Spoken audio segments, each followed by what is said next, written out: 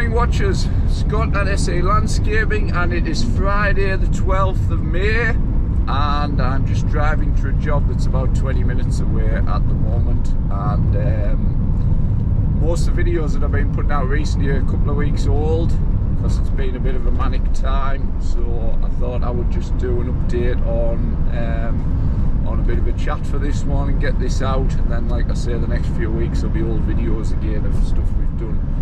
So where are we at? The northeast is still underwater basically, as is the rest of the country. It's been one of the worst starts that I can think of in about 15 years for being wet. It is absolutely crazy that some sites are just so wet still. I mean, my cylinder ransoms, I haven't even got it back from the dealer yet because it's I wouldn't even take it out. Everything's getting rotary cut and higher than usual, because anybody who has these standers and things will know that when you're on these moors that are quite heavy, if you set it up to say cut at 2 inch, the moor's actually sinking into the ground, so you're actually cutting at 1 inch, so you've got to raise the height of cut. So some of my areas I'm cutting at 3.5 inches, but I'm not really. So just a tip for anybody: if your moor's sinking in the ground, you need to raise your height of cut, because you're actually cutting lower, which is making your belt struggle and everything else.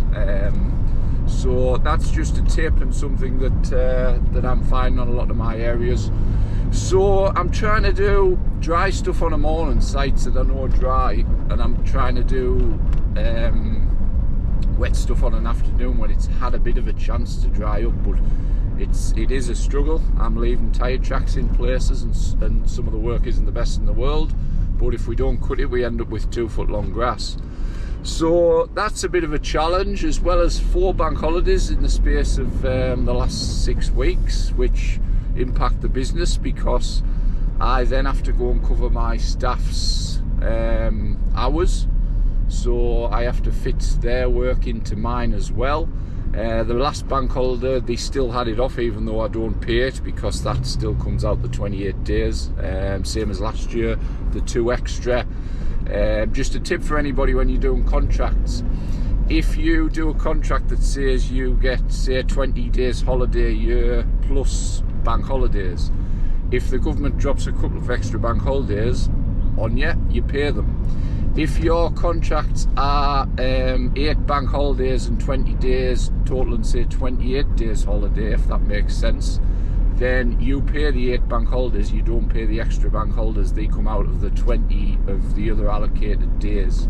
Now that might sound petty. So to big companies, yes, they can cover the costs. Multi-million pound companies. To smaller companies, if you've got a few lads and you're hitting bank holidays more often, like I say, like last year and this year, then it comes at a bit of an impact. And some will say, well, why not pay them to come in?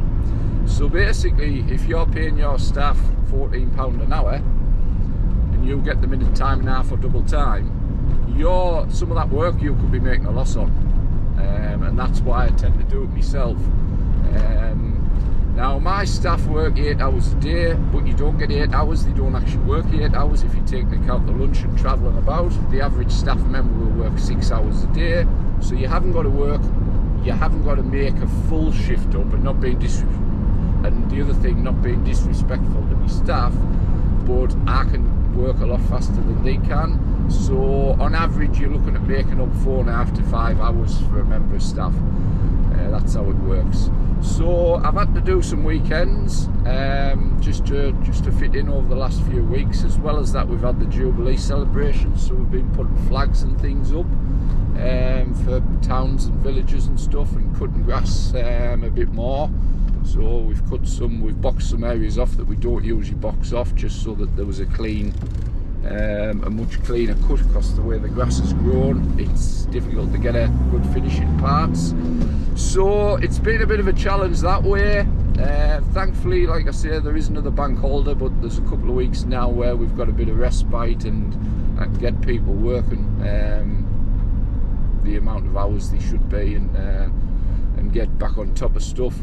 this growth spurt in the grass that's caused by all the water in the ground, it will even itself out. It will slow down, but you're looking at 3 or 4 weeks, I think, before that's going to happen. It's going to keep going. So, like I say, a slow start to the year.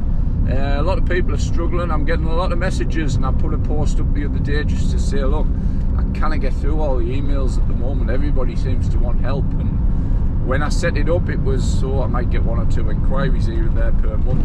I'm getting way more than that, so apologies if I will get back to you eventually, but apologies if it's taking longer than I thought. But I've got a full-time job, I've got a family, I've got a business to run, I've got all the admin and everything else, and that, obviously it is a struggle.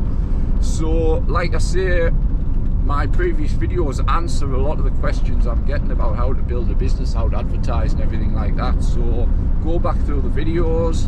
It benefits you for watching it, benefits me for making some money from them, and everybody's happy. So that's where we are with that. Coming on to equipment, I bought a couple of new heaters recently, one being a battery, which people have been asking since I posted it on social media about how good it is and things. Same again, I will get a video out there. It's not going to be overnight, because it's very hectic at the moment. So that's why I'm using up all my old videos just to get those out there. So that's where we are with that. The other one is another Hater 56 Professional. Bought a couple of little items here and there recently, but apart from that, that's my spending done. As I explained, I've been doing a few weekends just to catch up with the staff. I've also been doing a few weekends on the private sector for private customers who they give you cash, and then what I do is then what I do with that cash, I take it to the bank, I pay it in the bank, and part of that comes off the tax, because you must always declare everything you get. So there's a tip. It's not, this extra cash isn't something that you see as a benefit, because the government's taken huge amounts of cash and VAT off you anyway. So this isn't money that I'm taking and thinking, right, cheating the system a little bit with a little bit of money, but to get enough out of me. So I wouldn't do that, I wouldn't dream of doing that. So that's where we are with that. Doing a few weekends, just because I've gone from doing lots of weekends to sort of doing nothing at all, and it's difficult. So I'm just easing out of the weekends, if that makes sense. Family's happy me doing a few here and there as well. So that's taking care of that. Coming on to my plan for this year. It hasn't worked out quite as I thought it would. It is still, like I say, I know the grass has been growing mad, but it is still a bit more hectic than I thought, for various reasons. So the plan is at the end of the year I will be dropping some more work, but I'm being very shrewd at the moment, because I've picked up a few jobs in the last few months that are quite profitable, and those jobs are commercial again, very easy in out work. So there's a couple of council contracts running out that are what I call high maintenance, and I have the option for a 2-year renewal on them both, but I won't be accepting the 2-year renewal. So 2 more councils will be getting dropped at the end of the year. They will go to, well, not getting dropped, but they will ask me the question, do I want to extend, and I'll just advise them just to go to tender. So that'll be replaced with a lot easier work, for various reasons. But coming back to workload, it's the amount of people that's coming out of units on industrial estates and chasing you down the street, and asking if you can cut this and cut that. Some of the sites haven't been cut, and then other sites I look at them and think, if I go in there with my Grillo and tidy that up and cut that grass 7 days later, I can have that site looking lovely, and it's a site for the future. That'll be low maintenance and very easy to do. So that's where we are. That's the type of jobs I'm picking up. The other ones who are coming out, I'm looking at the sites and thinking no, and I just explain to them politely that I'm just too busy and can't do anything with that. So when you've got work, and when you've got lots of work and work coming out your ears, the ball's in your court and you can be very selective. I think I've mentioned in the past, in the old days, as some of you new guys will be at now, you've just got to take on anything you can get. And not all that work's good, and you'll get onto that job and you'll wish you'll start a 2-hour or 3-hour job and you'll think, oh heck, I wish I was off this already. But that's the joys of building a business. Like I say, you've got your good and bad work. I've shifted most of my bad work out now. I've got very good clients, I've got very good jobs. I've even got clients who I'm contracted to do so many cuts, and they've said if you want to do more cuts, if you've got time, you can do more cuts. So I've got the luxury that, for instance, I've got an £8,000 grass cutting job on a site that I cut twice a year. Cut 14 times a year. I cut the bushes, I do the weed killing, I do some power washing and stuff. And they said if you want to come in 3 times a month instead of 2. Now straight away that £8,000 becomes sort of 12 grand. So that gives you an idea. With some clients, they want to spend the money. So, and you try to accommodate them, because you're thinking in the back of their mind, although that site looks really good for 2 cuts a year, they're thinking we want it even better, and if you don't do it, will we go elsewhere? So you've got good relationships with them, so you wouldn't expect it to. On the other side of it, they could be thinking, we've got, like, we're a good business, we're making loads of money, should we be rewarding our contractors and giving them a bit more? That's the other thing they may be thinking. So you don't quite know what goes on with a lot of people, but that's where we are with that. So there's customers wanting to give you more money, wanting to offer you more money.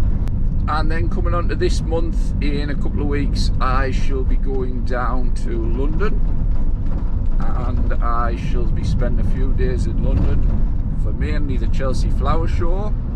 And as well as that, I shall be going to Kew, and I will be joined by a mystery guest at Kew, so we'll get some footage when we're down there, because we'll be joined by a mystery guest at Kew, and also a mystery guest when I do the Royal Parks on another day. So that will be quite interesting. I'll get a bit of footage for the channel on those days to see who I'm meeting up with. So Chelsea, I will be just travelling solo this year. It will be just a day, but if anybody's down at Chelsea, if you drop me a message, we can meet up. But like I say, it's a big show, and ideally it's a solo operation that you can get round a lot quicker, because there's that many people. You can get round it a lot quicker on your own, so that's a benefit. Same with London, you can cover London a lot quicker on your own. So that's where we are with that. So we'll be down there and hoping the weather's good, and hoping that there's some nice gardens to see at Chelsea, and see what's new, what plants are new, because there's always something to see. And I did say last year that I wouldn't be going this year, and I'd give it a miss for a few years, but then it comes round and you're like, well, the company paid from getting in the car in the morning to coming back a couple of days later. The company's paying for everything, so from food, drink, hotel, tickets, anything you want. So it's all on expenses. So it's one of those, why not? So that's the plan with that. And coming back onto equipment, I think I mentioned a few months ago that I'd dropped a couple of mowers. I'd got rid of a couple of mowers, and it had dropped back below 30. And with the new haters, that's took me back over 30. And someone asked the other day, do you really need 30 mowers? And probably the answer is no. So the plan is, over the next couple of months, I am actually going to have a clear out of equipment, and I'm going to get rid of a few bits. And like I said, just coming on to next year, not needing as much, not needing as many mowers and things. So it does sound a bit Groundhog Day that I'm still overrun with work and everything, but like I say, I've had a lot up against me, as most of you guys have recently, with the business, with the bank holders, which the bank holders is the biggest impact, because you lose so much time when your staff are off. So I've lost a lot of days recently, as like I say, as well as other things with the weather. So jobs are taking that little bit longer to do as well. That also impacts on the business. So things can't be done slightly as fast. You do lose maybe 5 minutes each hour or something, which in the course of a 10-hour day, that sharp adds up. So that's where we are with that. But coming forward now, like I say, staff are back to work in the proper hours. So the next few weeks, although we've got bedding plans to put in at the end of the month, the next few weeks should be should sort of take care of themselves, and we should start getting on track. So just a short update on everything, and we will see you on the next one.